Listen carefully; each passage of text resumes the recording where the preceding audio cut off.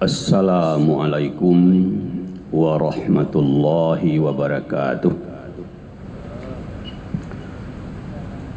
Innal hamdalillah wassalatan wassalaman ala Rasulillah la haula wala quwwata illa billah.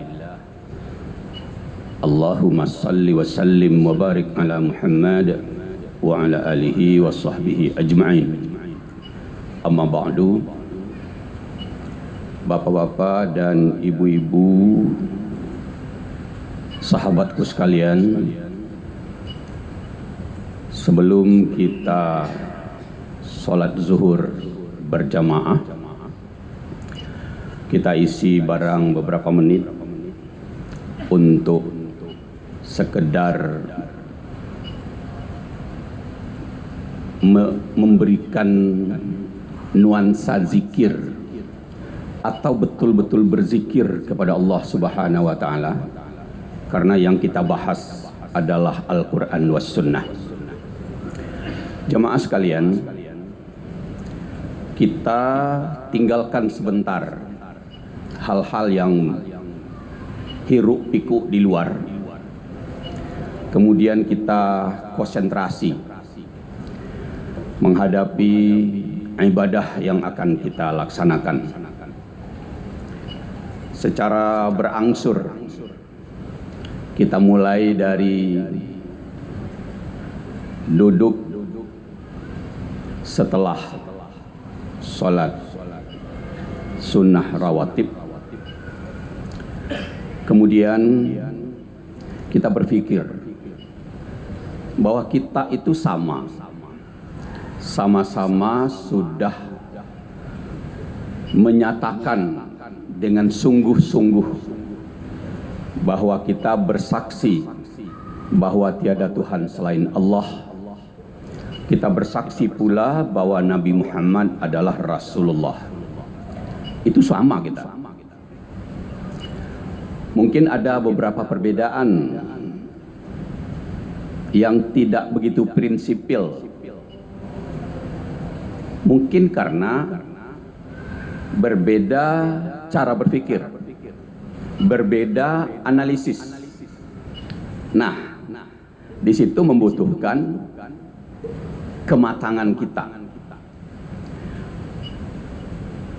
Jamaah sekalian, kita hidup di alam yang akan berakhir ini. Semuanya mempunyai ketergantungan dengan pencipta, sebagaimana disebut oleh Allah dalam surat Fatir, surat yang ke-35 ayat 15. Di situ Allah berfirman begini, A'udzubillahi minasyaitonir rajim. Ya ayyuhan nas, antumul fuqara illallah, innallaha ghaniyun hamid. Jamaah sekalian, ayat ini diawali dengan dua huruf nida, ya dan ayyuha. Pada panggilan-panggilan yang lain, tidak semua Allah memakai kalimat ya ayyuha dengan dua huruf nida. Banyak juga yang satu huruf nidanya ya saja, misalnya seperti ya Bani Israel, itu ya saja, tidak ada ayyuhanya. Dalam surat Ar-Rahman misalnya, ya ma'syaral jinni wal ins, dan seterusnya, itu ya-nya cuma satu. Di sini Allah memakai dua huruf nida, ya dan ayyuha. Ya dan ayyuha itu dua kata yang sama terjemahannya dalam bahasa Indonesia. Terjemahannya wahai atau ya juga. Kalau andainya wahai kita terjemahkan untuk ya, wahai juga untuk ayyuha, berarti dua kata yang terjemahannya sama, Pasti ada maksudnya. Tidak mungkin dalam Al-Quran ada kata yang tak punya maksud. Cuma saja kita banyak yang tidak tahu maksudnya. Seperti Alif Lam Mim misalnya, Yasin misalnya, kita tidak tahu maksudnya. Karena itu ayat muqatta'ah.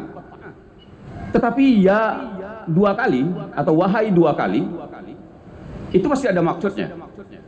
Setelah ditelusuri, dalam balaghah ditemukan ternyata bahwa huruf nida itu bila dua kali, itu gunanya untuk menghormati orang yang dipanggil, menghargai orang yang dipanggil.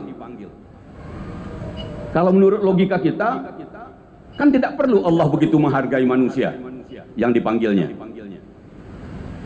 Tetapi Allah mengajarkan kepada kita dengan dua huruf nida itu, Allah menghargai manusia yang dipanggil. Ya ayyuhan nas. Allah sendiri yang menghargai manusia. Manusia itu makhluk ciptaannya. Kata Imam Al-Ghazali, itu perlu ditiru itu. Dalam Ihya Ulumuddin, Allah bila ada ditemukan sesuatu maksud dalam Al-Quran dengan memakai kalimat-kalimat manis, itu perlu ditiru oleh manusia. Nah, kalau begitu, berkalimat manis kepada orang yang di bawah, mungkin dari kepala ke staf, mungkin dari ayah ke anak, itu juga perlu memakai kalimat-kalimat manis. Seperti Allah mencontohkan dengan kalimat ini, ya ayyuhan nas, wahai manusia. Allah ingin mengatakan dengan kalimat panggilan itu, antumul fuqara ilallah. Di sini intinya. Allah memanggil manusia untuk mengatakan pada manusia itu, kamu sekalian fakir kepada Allah. Fuqara jamak dari fakir. Fakir itu artinya orang yang ketergantungan. Nah, kalau begitu, kita ketergantungannya kepada Allah. Nah, ketergantungan kepada Allah itu ditemukan dalam analisis para ulama. Di antaranya misalnya Syekh Qutb menjelaskan di dalam Al-Aqaidatul Islamiyah bahwa ketergantungan kita kepada Allah itu banyak sekali. Di antaranya bernafas. Itu ketergantungan dengan Allah dengan oksigen. Karena oksigen tidak disediakan oleh manusia yang menjadi pemimpin kita. Taruhlah itu pemerintah. Kalau minyak goreng itu difikirkan oleh pemerintah. Tapi kalau oksigen tidak pernah difikirkan untuk mensuplai kepada masyarakat. Berarti kita murni menerima dari Allah Subhanahu wa taala. Itu oksigen. Di samping itu ada yang paling urgen, yaitu menghadapi musuh nyata. Kata Allah, musuh nyata kita itu adalah setan. Innahu lakum aduwwum mubin. Sesungguhnya setan itu adalah musuhmu yang paling nyata. Bagaimana kita menghadapi setan sebagai musuh? Kita sangat lemah. Allah itu sangat kuat. Tetapi setan lebih hebat dari kita. Setan itu tidak terlihat oleh kita. Kita dapat dilihatnya. Dalam hal itu saja kita sudah kalah telak. Banyak sekali kalahnya itu. Melawan musuh yang tak terlihat, sementara musuh dapat melihat kita. Setan itu umurnya panjang, pengalamannya banyak.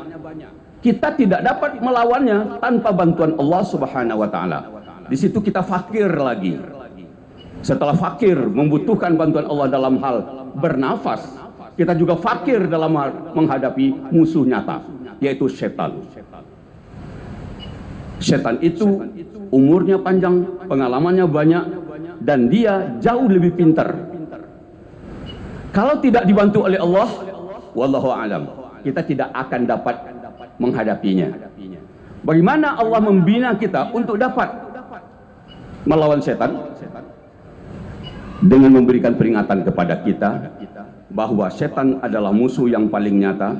Setan pernah memperdaya Nabi Adam. Setan itu selalu diharapkan kepada kita untuk meminta kepada Allah, termasuk ketika akan membaca Al-Quran. Jadi jangan kita anggap akan membaca Al-Quran itu aman. Ternyata akan membaca Al-Quran itu dipesankan betul oleh Allah di dalam Al-Quran surat An-Nahl, surat yang ke-16 ayat ke-98. Allah berfirman begini, a'udzubillahi minasyaitonirrajim, fa idza qara'tal Qur'an fasta'iz billahi minasyaitonirrajim.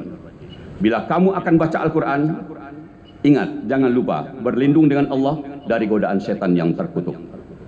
Membaca Al-Quran mesti berlindung dengan Allah dari godaan setan.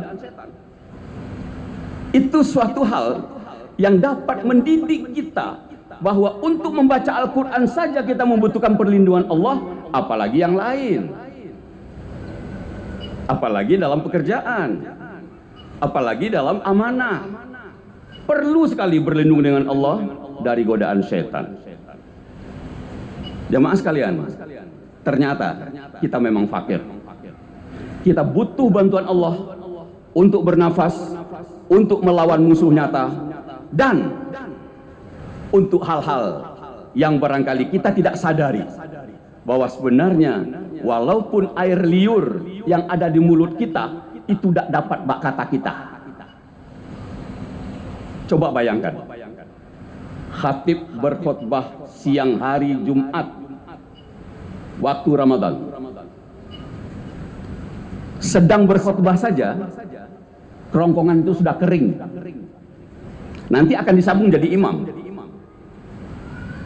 Bila tidak sayang Allah kepada kita dan bila tidak dibantu oleh Allah untuk mengeluarkan air liur yang ada dalam kerongkongan kita, niscaya kita tidak bisa menyebut Bismillahirrahmanirrahim dengan benar. Kenapa? Ra itu sudah melengket, lidah melengket dengan langit-langit, tidak bisa disebut. Bapak, Ibu, dan jamaah sekalian, walaupun air liur itu terletak kelenjernya di dalam kerongkongan kita, kita tetap membutuhkan bantuan Allah untuk dia keluar pada saat yang kita butuhkan. Kita lemah. Karena itu kita tergantung kepada Allah. Sangat tidak wajar orang yang ketergantungan kepada Allah tidak patuh pada Allah. Sangat tidak wajar. Bila dipanggil oleh Allah, kita mesti segera datang. Bila diperintah oleh Allah, kita mesti mau mengerjakan. Tidak pantas apabila kita menolak perintah Allah sementara kita ketergantungan kepada Allah Subhanahu wa ta'ala. Semoga kita semua tidak ada yang meremehkan Allah. Semoga kita semua sadar bahwa kita itu betul-betul ketergantungan dalam hal apa saja. Fa'tabiru ya ulil absar la'allakum turhamun. Assalamualaikum warahmatullahi wabarakatuh.